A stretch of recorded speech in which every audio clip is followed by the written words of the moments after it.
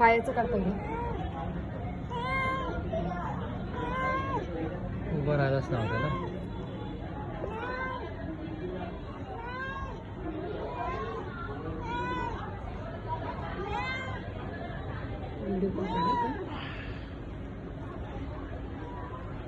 बघ सोड त्याला.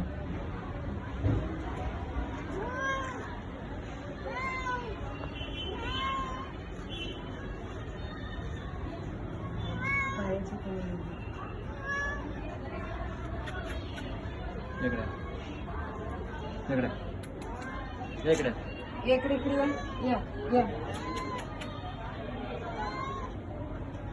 मागे पाय.